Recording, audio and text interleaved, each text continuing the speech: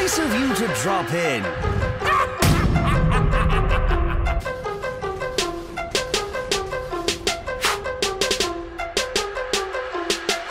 Hello people, I am the Comic Book Gamer, and today I'm going to be talking about Batman Endgame, which is the current story arc going on in the Batman comics in the New 52.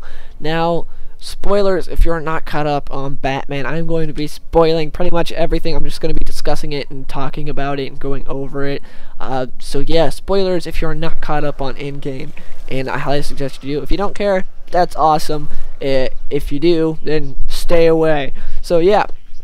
Now that spoiler warning's over, Batman Endgame has been amazing. It is getting back to the Court of Owls. Now, by no means has this Batman book been bad. It has been amazing. Well, it's been great all throughout, but to me, Court of Owls was the pinnacle, was the best part yet of the New 52 Batman.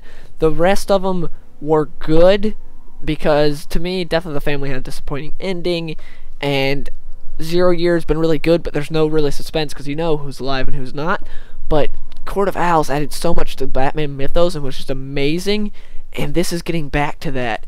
And again, Scott Snyder just writes the creepiest Joker. Well, one of the creepiest Jokers. He is born to write Joker. Joker's just so creepy, and then the way Greg Capullo draws him, it's just a match made in heaven for these guys to be on the Batman book in drawing and writing Joker. It is just so perfect. Now, in issue 35, which is the first issue of Endgame, he fights the Justice League Batman, and it was pretty well done. I liked it. There were some parts I was like, he didn't fight the whole Justice League, but one of the great parts about this was we got to see Greg Capullo draw the majority of the Justice League. Now, how he took everyone out, I was fine with how he took Wonder Woman out. I thought it was pretty cool showing how he had put all this hard work into getting the special rope to fight Wonder Woman. How Aquaman was taken out was just retarded in my opinion. He thought it taken out easier than anyone else. And how he took down the Flash I thought was really well done, because I basically thought it was just going to be, he's Batman, that's how he's going to take him down. I thought it was going to be something stupid like that, like he suddenly has reflexes as fast as Flash, or some stupid thing like that. But instead, what they did was, they showed that the Justice Buster suit, which Batman said he had put more money into than 60% of the world's militaries, he bought these processors that could move faster than he could ever hope to think or comprehend. And so when the fight was going down, he said, since Flash was not at optimal speeds, because obviously we know Flash can run incredibly fast, way faster than the speed of light, so we saw that if he was going that fast, Batman wouldn't stand a chance. But since he wasn't at optimal speeds, Batman was able to take him down using these processors that were able to know where Flash was going to be at and do that. Because when Batman was fighting him, he said, okay, I bought these processors, blah blah blah, and it's over. The fight's over before I even know it, because it happens so fast. Flash is moving so fast. I thought that was really cool and really well done, instead of just he's Batman, so he did it. Then the next is the Superman versus Batman fight, which I liked. And one of the main reasons that I liked it was the fact that we saw that the other heroes were left to their own accord to fight Batman, as in obviously they were mind controlled, but how they were mind controlled was different than Superman. How they were mind controlled was, hey, Batman's evil, you guys should go fight him. And that's how it was. They just believed that they should take Batman down. To where Superman was personally controlled by the Joker. And how we know this is the fact that with the other guys, the Joker font was not there in their speech. Because, you know, when Joker's talking, he has that certain crazy font. And also, Superman started looking more Jokerish as the fight went on. We saw that he was more, it looked like he was being personally controlled by the Joker, to where everyone else was just normal. Besides the fact that they were trying to kill Batman, they were normal. And also we saw that Superman had clearly won the fight, but since he was being controlled by Joker, and Joker did not want Bruce dead at that certain point, obviously, if Joker wants Bruce dead, he is going to do it himself. He's not going to have Superman do it. He's not going to do that. He's going to do it more personal. So I thought it was really cool showing how Superman rips open the Justice Buster suit. Could have easily Justice Buster's suit, I think I said that wrong. He could have easily heat vision in there to kill Batman. He could have thrown Batman like straight into the sun if he wanted to. He could have done a million different things. He could have broke Batman's neck right there, but instead he just holds him up, and then Batman spits kryptonite into his eye from the kryptonite gum.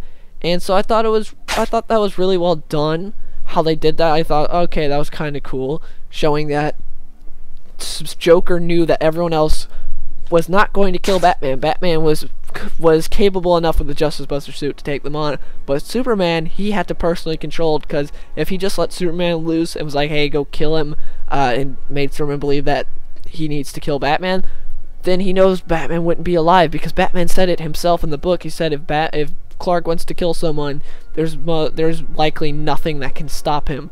So I thought that was really cool, and it was really well done. I thought it was stupid relying on the whole, oh, Superman's mind controlled for the, I can't even count how many times. It's Superman has been mind controlled like millions of times. He's been mind controlled so many times. It's just ridiculous. It is so stupid how many times he's been mind controlled. It's just, of course, this is the New 52, so he hasn't been mind controlled as much, but still, it's just so stupid. So I thought that was another stupid thing to rely on. That was like the only really gripe I had, was him being mind controlled again. But yeah, during what we see that, well, in issue 36, we get the reveal of Joker still alive, which was, ew, because at the end of issue 35, we got teased because he's like, you know, who is it? He's like, I'm back, and he's like, no. And so that was really interesting. And then issue 36, when he's there at the old Arkham Asylum, and he's talking to that guy, and they're just talking, and he's like, you know, and the guy's like, I wanted to help people when I originally came. And how this ties into is, in the beginning, well, not zero here, Endgame, in issue 35, we saw that Batman is talking to Alfred, and he's talking to Alfred's daughter, and he's saying that originally Joker, in his own twisted way, thought he was making a better Batman. He thought that he was testing me and making a better hero for Gotham in his own twisted, sadistic way. He thought he was making a better protector for Gotham, making Batman better because he was challenging him in a way no one else could, because he's the Joker. And so he thought he was helping Batman. Now he said it's different. He is here to kill me this time. He's not here to, you know, to mess around to make me a better protector for Gotham. He is here to kill me. And so that's really interesting. And while he's talking to this guy, who's like, you know, I was originally here to help people, which is, you know, what Batman said Joker was. He's like, now, blah, blah, blah. And I believe he was talking to Alfred, he was talking to this guy when he said it, I don't remember. But Batman was saying that Joker is no longer insane. He is pure evil. I think he said it to Alfred. I don't remember. He might have said it to this Arkham guy, but I think he said it to Alfred. But he's saying Joker's Joker's not insane. He's pure evil. He can't be helped, which I thought was really cool to mention, especially because, well, I'll get into that in a bit. But anyways, we get the reveal of Joker when Batman's locked in the cage, and then he's, you know, he's to this new Joker toxin, and we see Joker is revealed, and he's got a new design. He's got his face back after Death of the Family, well, after Doll Cutter cut it off in Detective Comics. So that was really interesting to see. He's got a new face, and then the next issue starts. The next issue is really creepy because Scott Snyder is suggesting that the Joker is the devil himself, because there's this old hospital in Gotham that is supposed to be haunted, and it's rumored that the devil himself walks the halls. And in these old photos before Joker was alive, we see Joker was there at this hospital. We see really old pictures of Joker in the background when Jim Gordon's investigating it. Joker was even there when his kids got their tonsils taken out there. We see his arm. It's like, holy crap, what's going on? But then we see Joker appear behind Jim Gordon, and it is some of the creepiest stuff ever. Greg Capullo's art, just Joker is so creepy. It is awesome. But he is just so creepy appearing there. And then Jim Gordon, I'm just, while reading this, I'm just like, Jim, shoot him. Freaking shoot him. Shoot him a million times in the face. Don't shoot him in the body. He could have a bulletproof vest. Shoot him a million times in the face. If you think he's the devil himself, shoot him a million times in the face and then run. It doesn't matter that, I think it was Barbara who's under the...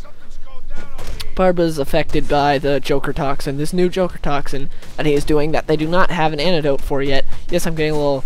blah. I'm talking about a lot of things at once. Anyways, Barbara is... I believe it was Barbara. Maybe it was his wife. I'm not 100% sure because there are a million different Batman books going on right now, and I only have... I just caught up with Batman, and so I'm not all there.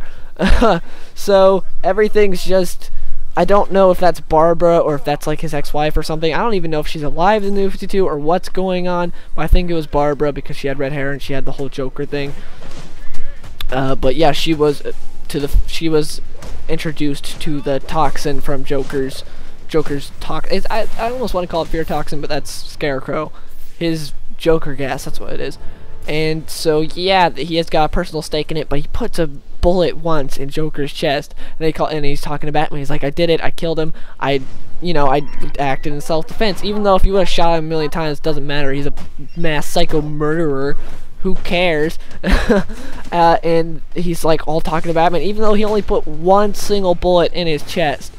Just like, how stupid are you, Jim Gordon? You put one bullet in the Joker's chest. How stupid are you? I got so invested in this book. Issue 37 was amazing. And then Joker rises up with the axe behind him. It is so creepy. I don't know what's going to happen with the rest of this book. Scott Snyder says things are going to be big changes. Everything's going to change when, June hits. Batman's going to be completely different. He's implying that, like, this is the last time he's going to use Joker on his run. So, yeah, that's... Whew. And issue 39, Greg Capullo, like, non-stop tweeted about issue 39 for a little bit. Yeah, on Twitter, he put all this stuff praising issue 39, saying that he just, like, read the script. It's amazing, and things are going to be big changing. I can't wait. I think Joker's gonna die for real this time. I hope he does. I'm hoping he gets the death penalty, because obviously Batman doesn't kill.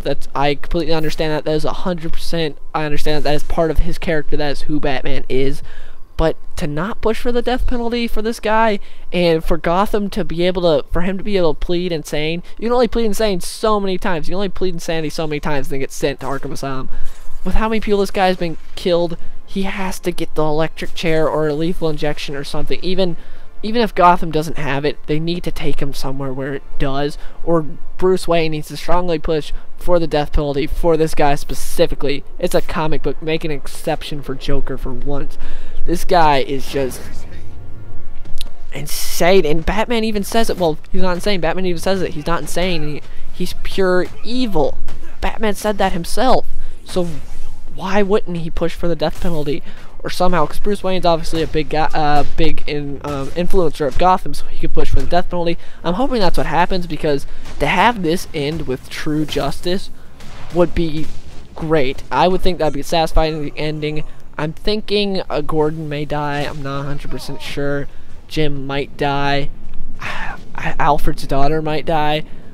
It's hard to think who would die, because we all thought someone was going to die in Death of the Family, but no one did. But now it seems even more so like someone will die. I'm hoping that it ends with that. That would be great to end with justice, to end on Joker getting the death penalty.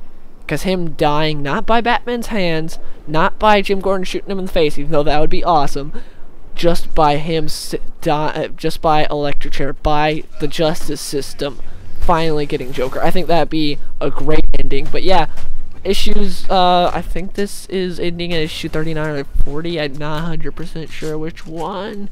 But yeah, I'm going to be continually probably reviewing each issue when it comes out. This series has been amazing, and I can't wait for the next issue. It's been amazing. Definitely buy it if you haven't. But yeah, if you enjoyed this video, please give it a like.